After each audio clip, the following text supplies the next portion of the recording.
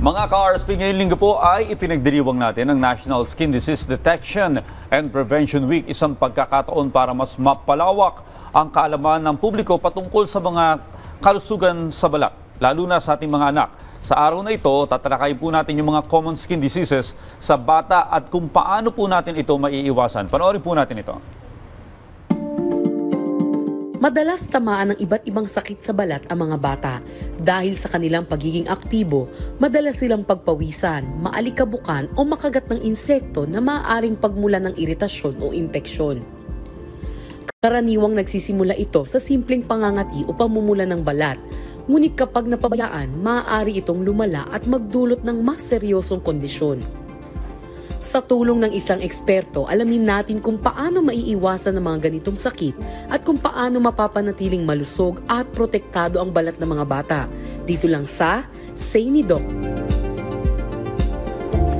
At mga ka-RSP, para talakayin ang mga bagay na ito, makakasama po natin ngayong umaga ang isang espesyalista sa dermatology. Walang iba kundi si Dr. Criselda Valencia. Magandang umaga po, Doc. Morning, Doktora. Hi, hello. Magandang umaga sa inyong lahat, mga ka-RSP. Okay, Doc, maaari niyo po bang ipaliwanag kung ano po yung layunin ng National Skin Disease Detection and Prevention Week? Sige, so ang National Skin Disease Detection and Prevention Week ay isang malawakang programa na inilunsad ng dati nating Pangulong GMA under Presidential Proclamation 110. So ang layunin nito ay unang-una mapataas ang awareness, kaalaman ng ating mga kababayan pagdating sa mga sakit sa balat. Kasama din dito is ang maagang deteksyon or diagnosis ng mga skin diseases na ito. At syempre para maiwasan na rin, mabawasan ang stigma na kaakibat ng mga skin diseases. So ito ay usually sineselebrate kada second week of November. Yes. Doc, ano po yung impetigo? At paano po ito naiiba sa iba pang karaniwang skin diseases sa bata? Nakakahawa po ba ito? Okay, so actually it's impetigo or tinatawag nating mamaso sa Tagalog, isang superficial bacterial infection of the skin. So usually nakikita talaga siya sa mga bata kasi ang mga bata madalas magkakatabi, magkakalaro, lagi may sipon, may ubo. Kasi yung bacteria na nagkukos nito, specifically yung Staphylococcus aureus, ay nakatira malapit sa ilong kung saan lumalabas yung ating mga sipon, etc. Kaya naman, kapag nagkakaroon tayo ng mga sakit, kumbaga rashes or lesions because of impetigo, unang lumalabas to sa paligid ng ilong, pati na rin sa paligid ng bibig. Ano po yung mga sintomas na dapat bantayan ng mga magulang para makita kagad nila ito sa kanilang mga anak? Saan po ito nakukuha, Doc? Okay, so usually it's because of yung bacteria na tinatawag natin Staphylococcus aureus na nakakahawa ang mga bata through droplets, yung sa sipon, sa laway, kasama na din yon. Tapos usually nagmamanifest siya as butlig-butlig. Tapos pag pumutok yung butlig na yon, nagiging dilaw siya. At nagkakaroon ng crusting or yung tinatawag natin na paglalangib.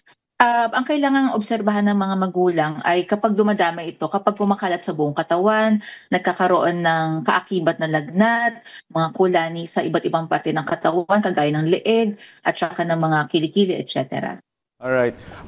Doc, ano po pong ibang common diseases maaaring makuha ng mga bata? Like, meron po bang, ano po ba yung, or skin diseases po ituturing yung sa daliri po, pagka po na-expose sa dishwashing liquid, yung parang nagbibitak-bitak po yung mga daliri. Nagbabalat? Nagbabalat, ganon. Nagbabalat.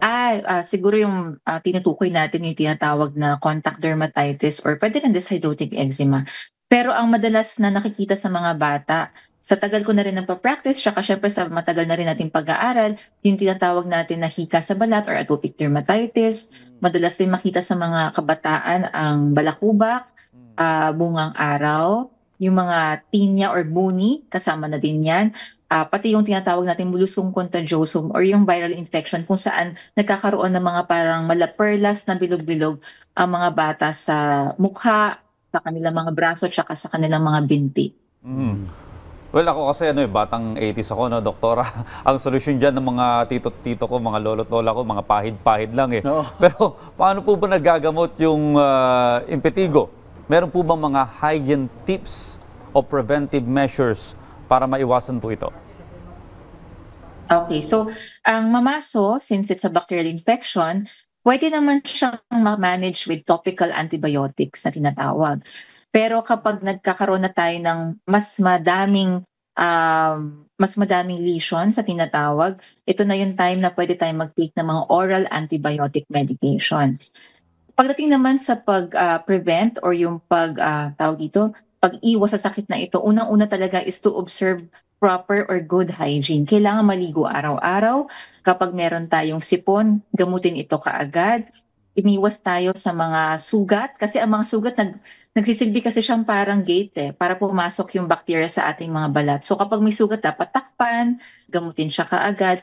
At talagang kailangan pataasin ang resistensya ng mga bata, matulog ng maaga, kumain ng tama, yung exercise, tsaka yung tamang paglalaro din sa labas para hindi rin sila masyadong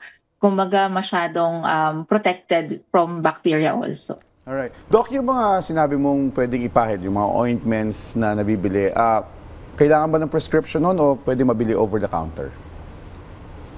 Usually, kailangan talaga ng prescription Iniiwasan din natin kasi na mag-self-medicate ang ating mga pasyente. Kasi the more we self-medicate, the more nagkakaroon ng antibiotic or antibiotic resistance. Yung kumbaga hindi na nagkakaroon ng effect. So talagang kailangan sumangguni tayo sa tamang doktor, mga dermatologist, para tayo ay mabigyan ng tamang lunas sa ating mga sakit sa balat. Ayan, wag mag-alatsam. Oo.